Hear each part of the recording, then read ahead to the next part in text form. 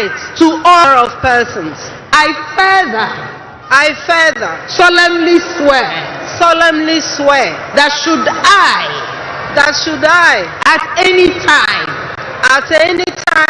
break this oath of office, I shall submit myself to the laws of the Republic of Ghana,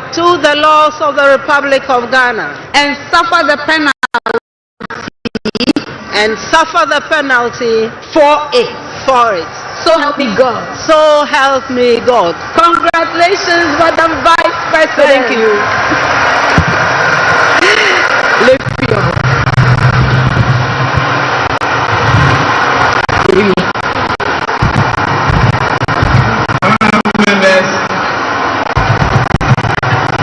The Vice President of the Republic of Ghana shall now sign the oath book.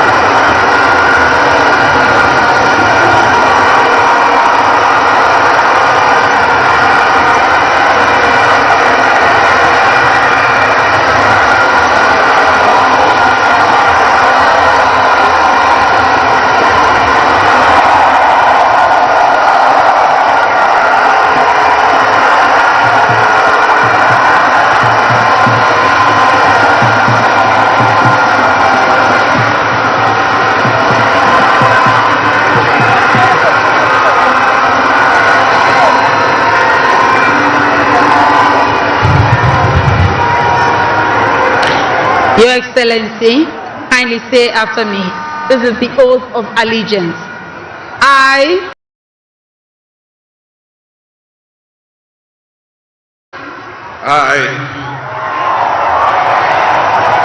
Your name. John Dramani Mahama, Do in the name of the Almighty God swear do in the name of the Almighty God swear that I will bear true faith that I will bear true faith and allegiance and allegiance to the Republic of Ghana to the Republic of Ghana as by law established, that I will uphold and that I will uphold the sovereignty the sovereignty and integrity of Ghana, and that I will preserve, protect and defend the Constitution of the Republic of Ghana and to do right to all manner of persons. I further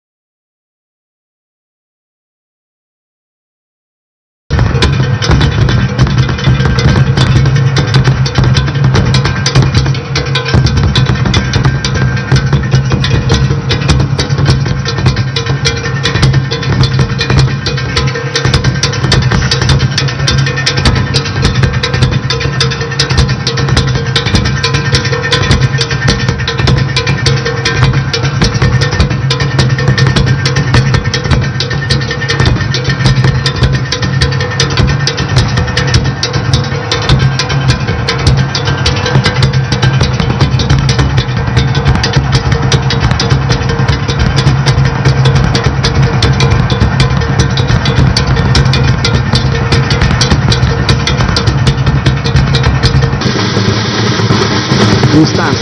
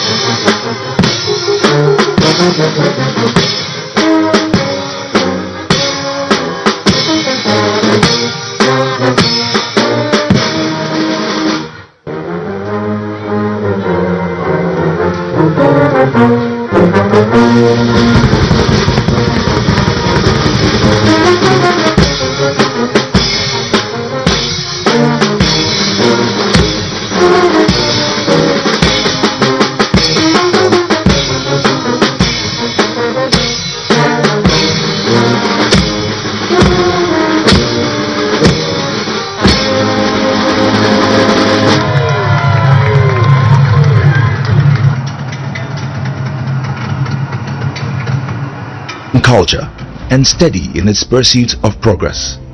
Today we celebrate a momentous occasion in our nation's history as we welcome the newly elected President, His Excellency John Dramani Mahama.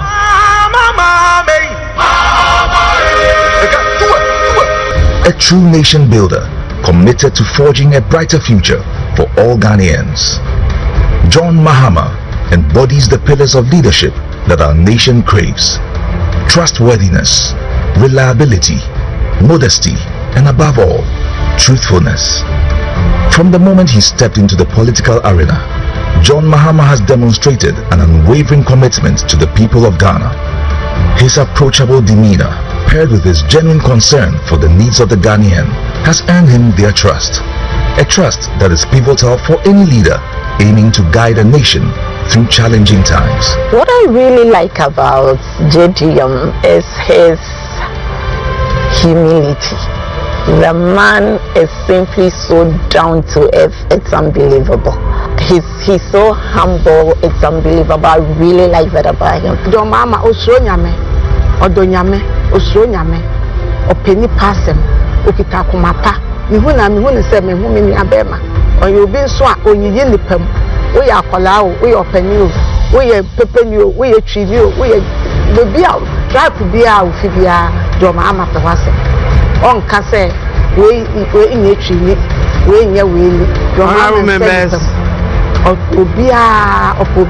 President Mahama is practical. He communicates his issues very, very well. And he understands the Ghanaian politics very well. He understands the Ghanaian people very well. And that is what I like about him. The brand, John Dramani Mahama, is not just a name. It represents resilience, strength, progress, and empathy. I believe John Dramani Mahama is loved by many. His personality. And now, on your behalf, invite His Excellency, the President of the Republic of Ghana, to deliver his inaugural address. Your Excellency, you may now proceed to do so.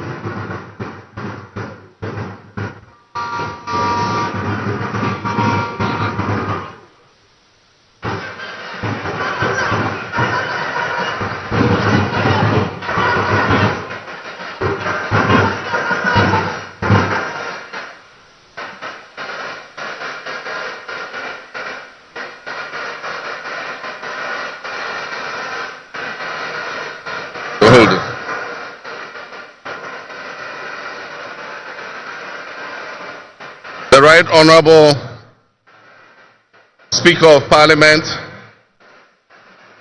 Honorable Members of Parliament,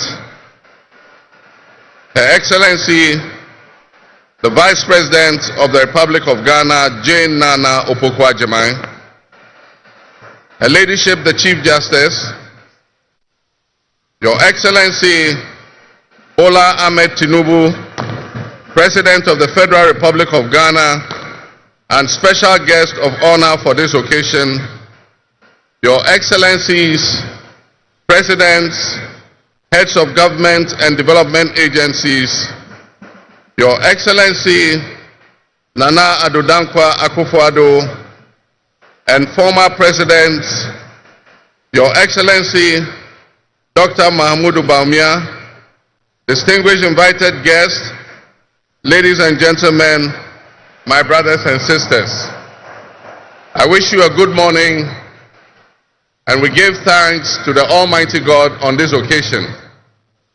Our Father who art in heaven, we thank you for giving us this day, a day that offers me, your humble servant, a unique opportunity to work to reset our dear country, Ghana. 32 years ago, on January 7th, Ghana made its first and most successful democratic transition, a reset, with the swearing in of the newly democratically elected President, Jerry John Rawlings, of blessed memory. Our nation was returned to a multi-party democracy, with a new constitution that went into effect, and the Fourth Republic was officially established. I refer to it as a reset because on that day in 1993, we made our fourth attempt at establishing a democratic system of government with term limits based on free, fair, and transparent elections. The handover of power. So today, with my induction as the new President of the Republic of Ghana, history is being made once again. And it is a history worth repeating every 4 years with each newly elected president. Today, we're also making a different kind of history, one that speaks to our maturity as a democracy, a nation of citizens enfranchised with the authority at the polls to determine their political future. Today's exercise between the outgoing president, His Excellency Nana Addo Dankwa Akufo-Addo, and I feels a bit like a deja vu. That is because 8 years ago to this day, on January 7th, 2017, we shared this same space and performed this same transitional exercise. At the time, I was the outgoing president, having served one term, and he was the incoming president, having been Nana Akufo-Addo, that I twice shared this stage and this unique historical distinction. Because Nana Akufo-Addo and I began our national political careers in Parliament in the same year, 1996. He has always greeted me with warmth, a firm handshake and a smile, and he is perhaps the only person in my life who has persistently chosen to call me Johnny. While we belong to opposing political parties, we shared a sense of mutual respect. In those early days, we probably could not have imagined that destiny would bring us to the leadership of our respective parties and that we would have to face off 3 separate times as we each vied for the highest office of the land. Nana asked this to be our final meeting under these circumstances. And as I look back on the journey we have traveled together, 2 much younger men who entered Parliament together with a full head of black hair and you with the same bald head and round eyeglasses, I have to say that you have without exception been a worthy opponent. I extend my warmest wishes to His Excellency, the former Vice President, Dr. Alhaji Mahmoud Bawumia. It was a grueling campaign, and we gave it our all. Your sportsmanship in making an early concession eased tensions and contributed to the early conclusion of the electoral contest. I wish you all the best in your endeavors. My brothers and sisters, the world in which Ghana exists today, as I begin this presidency, is not the same world in which we have lived under other presidencies. There are tensions and conflicts that have not previously existed between nations. These tensions and conflicts place pressure on alliances to decide where we will support. There's a seismic shift happening within the system of global economic dominance. Whereas the G7 nations, United States, the United Kingdom, Canada, France, Germany, Italy, and Japan once provided the highest percentage of the world's GDP when, and not if, but when the next pandemic or epidemic occurs, the loss of lives in Ghana will be minimal. The larger world exists around us and to some extent within us.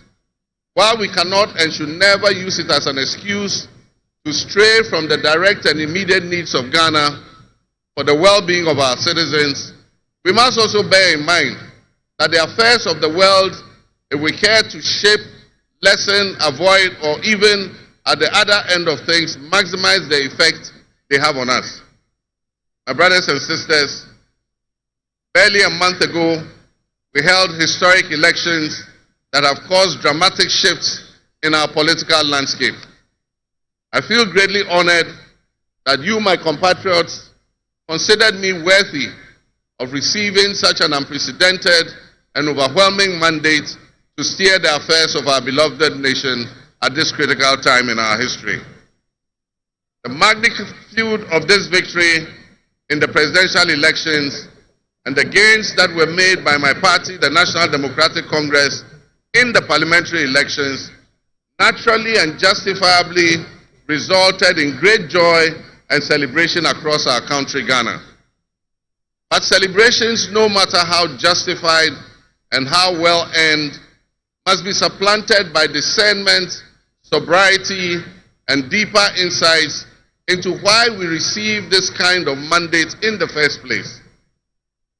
By voting as you did on December 7th, the Ghanaian people conveyed a powerful message, yet often overlooked by us politicians. This message was powerfully emphasized by a giant of American political history, President Ronald Reagan, when he declared at his inauguration some 40 years ago that governments have no power except that granted by the people. While Ghanaians take great pride in our thriving democracy, they are deeply dissatisfied with the quality of governance over the years and have openly voiced that dissatisfaction through the decisive actions that they undertake at the elections. Our people also understand that democracy is not just a token adorned with periodic elections followed by pomp and pageantry with the establishment of a new government. They expect that if democracy is celebrated as a superior means of governance, then its outcomes must be more tangible and benefit them in their individual lives.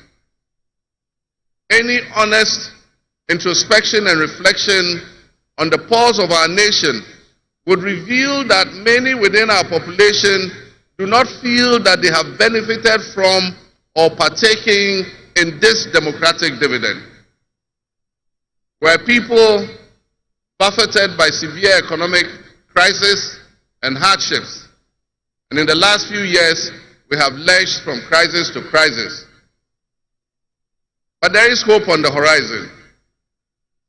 Today should mark the beginning of a new opportunity, an opportunity for us to make a difference in our governance and our economic management. We shall reset our dear nation, Ghana.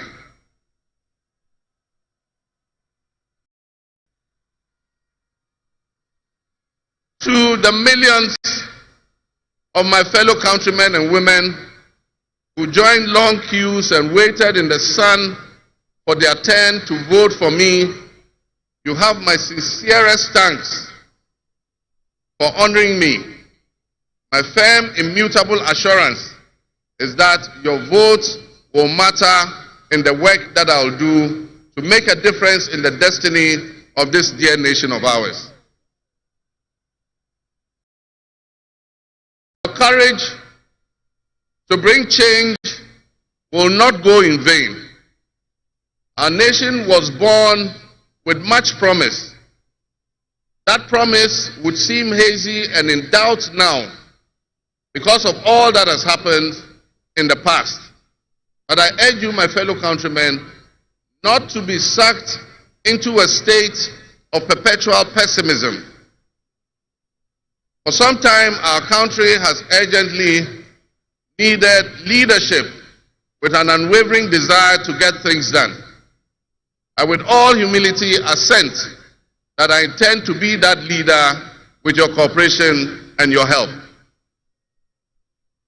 As your next leader, I shall strive to exercise sound judgment and be able to make the right calls at the right time.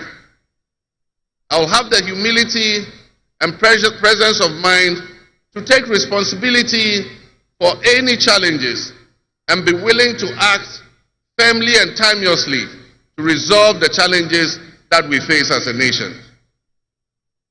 Since the elections, I have read and heard the word hope used many times in relation to my presidency and what it should offer the citizens of Ghana. I intend to speak plainly and clearly to you today, and every time I address you subsequently, I intend to always tell you the truth. The circumstances we find ourselves in are indeed dire, but even so, I'll be decisive and swift in my actions. We'll focus our initial efforts on 4 critical areas. The first is economic restoration and stabilization of the macroeconomic environment. The second is the improvement of the business and investment environment to ensure that Ghana is once again open for business. The third is governance and constitutional reforms. And the final, but not the least, is accountability and the fight against corruption.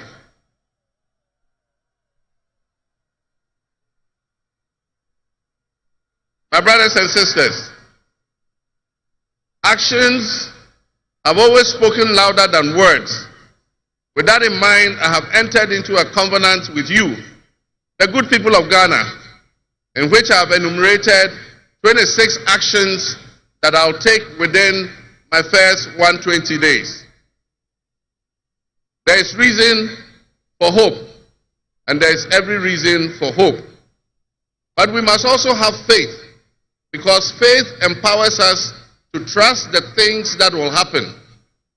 With faith, you believe what you know, and that is why we need faith to be able to achieve our reset. We need a reset with the faith we have in our country and our leadership. We need a reset with the faith we have in our institutions. We need a reset with our faith in our dear nation, Ghana. And by that, I mean in all of us, because all of us are Ghana. You are Ghana, and I am Ghana. All of you seated here today, Ghanaian citizens, you are Ghana. The people who you are with or near you as you watch this on television, in your homes, or listen on radio, or follow on social media are what we call Ghana. I ask that you envision a Ghana that you want to live in, a Ghana that you want to leave behind to your children and your grandchildren. What can you do to help build that better Ghana that we all strive for? What behaviors, what attitudes and mindsets can we reset? We need a reset, and we have faith in Ghana's ability to overcome, excel, and be so successful with this reset that it will be difficult to imagine a time when that was not the case. As we stand at this momentous crossroads in our nation's history, I am honored and humbled to accept the mantle of the President of the Republic of Ghana. Today we celebrate a new administration and herald an unprecedented era of opportunity and transformation. With Nana Jane Opoku-Agyeman by my side, we are poised to embark on a journey of progress, and this day is particularly special for us and for every Ghanaian who dreams. This ascension to the high office is not merely a personal triumph. It symbolizes our collective commitment to fostering a nation where gender equality and female representation are cherished and amplified. This is a powerful testament to the power of diverse voices to shape the future, voices that have the courage to soar beyond our traditional confines. My brothers and sisters, together as we look to the horizon, we reaffirm our dedication to breaking the glass ceiling that has long hindered many from reaching their full potential. Governance that reflects all segments of our population strengthens our democracy and enriches our conversation. We stand committed to enacting policies that empower women and ensure that the door of opportunity is opened wide for our youth and our women, regardless of their background. Together we'll galvanize our efforts to create a society where every Ghanaian can dream, believe, and achieve without any restraints. Remember that great leadership is not defined merely by the offices we occupy, but by the legacy that we leave for future generations. My administration, along with my Vice President, Nana Opokwajiman, will prioritize inclusivity, accountability, and innovation, forging pathways that will lead to the upliftment of all of our citizens. I'm profoundly grateful for this moment, a cornerstone in our journey towards a brighter future for Ghana.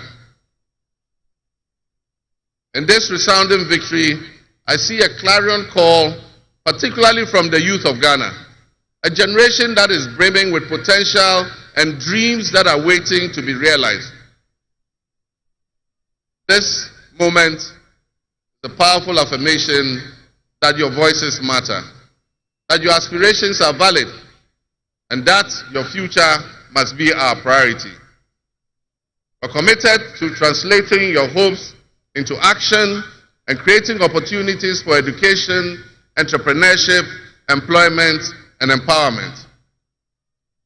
Our policies will be tailored to sustain innovation and foster industry that engages today's young minds and equip them with the skills needed for tomorrow's challenges.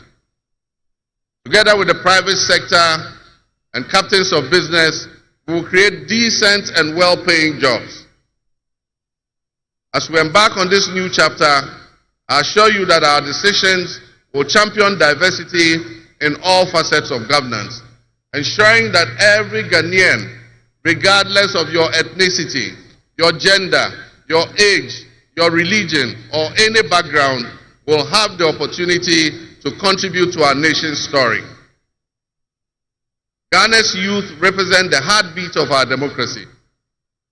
Their ambition will drive our policies as we strive to create an inclusive, equitable society where everyone has a seat at the table. Our vision hinges on the introduction and implementation of a 24-hour economy. We envisage an innovative and vibrant 24-hour Ghanaian economy, which will also be anchored in agriculture and agribusiness. This innovative approach would unlock potentials that have long remained dormant, enabling us to harness the energy and creativity of all our people. Just imagine a Ghana where our markets are alive and bustling at all hours of the day, with responsive public services accessible at all times, such that businesses can operate flexibly to meet the diverse demands that they are subjected to. And young people, including entrepreneurs, can find opportunities regardless of traditional institutions. The 24-hour economy model will also bolster job creation for the young people, stimulate local industry, and attract foreign investments, and allow us to build resilient communities and a sustainable future. This vision extends beyond mere economic transactions. It symbolizes empowerment, the empowerment of every Ghanaian to contribute to our national progress. My fellow citizens, this vision will allow us to embrace diversity, to cater to varied lifestyles and preferences, and foster a culture of inclusion, ensure that every citizen can enjoy the fruits of his hard work. To the business leaders and entrepreneurs, I invite you to support this new model and join me in shaping a business environment where creativity thrives and where the fruits of your investments contribute to the collective welfare of our nation. Your role in driving our economy forward cannot be overstated. Your innovation and dedication will be a backbone of our success story. And I pledge to you that we would look at the tax regime and rationalize them so that they are more transparent and fair. Members of the business community, I assure you, Ghana is open for business again. Let me thank you, Your Excellencies, my fellow presidents, for leaving what is a busy schedule behind and coming to join us at this ceremony.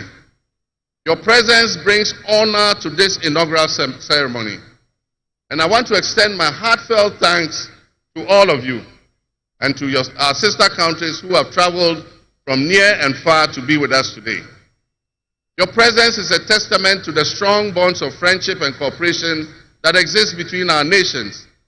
And I promise you I will work to foster the partnerships that transcends our borders, and I'll work collectively with you towards regional stability, economic growth, and mutual respect between our nations.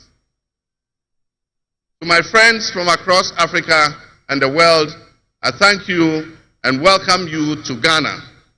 And in our local parlance, I say Akwaba to all of you. To my family and fellow citizens, my wife Lodina, I thank you for your unwavering support and commitment to our shared vision. This journey is not mine alone, it belongs to all of us. It belongs to each of you. Let today be the dawn of a new era of hope, an era of job creation, an era of accountability, an era of institutional strengthening and resilience, and an era of unparalleled potential for all Ghanaians. We will write the next chapter in Ghana's story, and it will be one of promise, transparency, and transformative progress. My fellow citizens, this is a patriotic call to action for all of us to participate in building a nation that lives up to its promise, where hope thrives and dreams become a reality. Together, let us cultivate a brighter future for our beloved Ghana, where unity, progress, and equality are not just ideals we aspire to, but are the very fabric of our nation. In closing, I invite you to partner with us on this journey. Together we can create a brighter future for our beloved Ghana, where unity, progress, and equality are not simply goals we are aiming for, but are the cornerstone of our society. Let's work hand in hand to foster these values and strengthen our nation for everyone. My fellow citizens, our invited guests, I thank you very much. May God bless our homeland Ghana and make our nation great and strong. I thank you.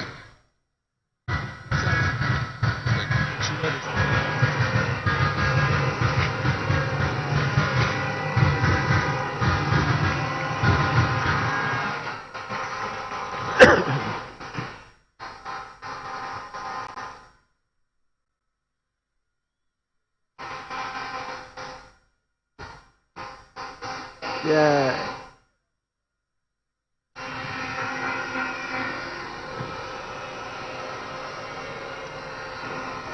Honorable members, on your behalf, I convey the gratitude of the House to His Excellency, the President of the Republic of Ghana, for his address. Your Excellency, the House is extremely grateful to you.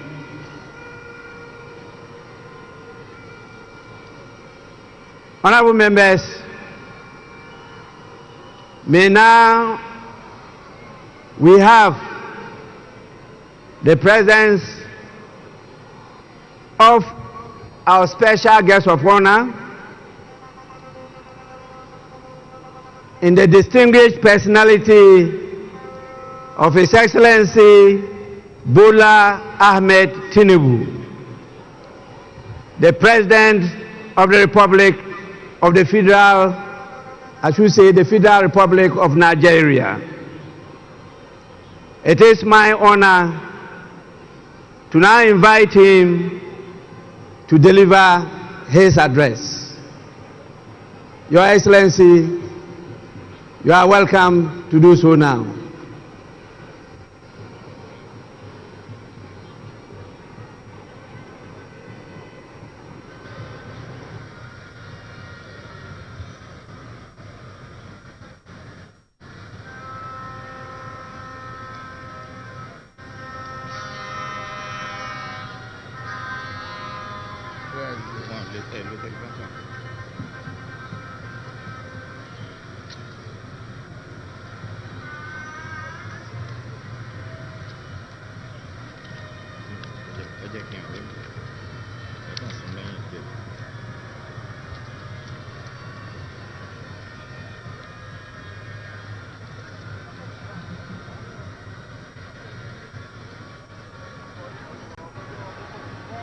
Excellency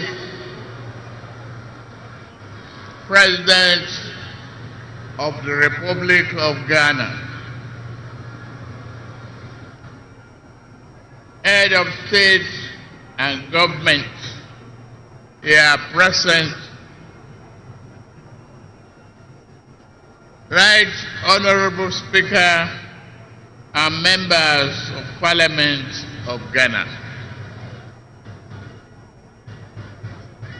members of the diplomatic corps, eminent personalities here present, distinguished ladies and gentlemen. It is always good when a friend and brother can visit the home of a close neighbor to celebrate his success and progress with him. Today, we celebrate African democracy as Ghana and our beloved people mark the transition from one democratic government to another. Pride and honor for Ghanaians, the entire continent, and its diaspora. The sun is out and the sky may be blue, but I see today a black star rising high in African sky. This black star shines over this nation, and its rays spread across this continent with a sense of shared history, hope, compassion, unity against brothers. That shining star reminds us of who we are. Better yet, it reminds us of who we can be. That star reminds us always to strive and work together, bond together, even when we disagree. We must choose the path of peaceful dialogue.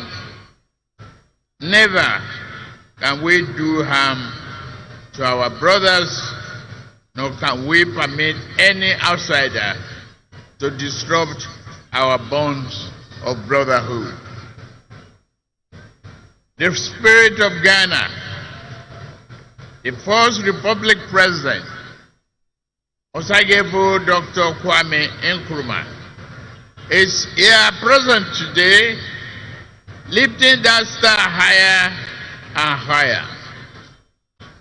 Just as Ghana draws inspiration and a well of strength from Kwame Nkrumah and many of his past leaders, Nigeria similarly draws inspirations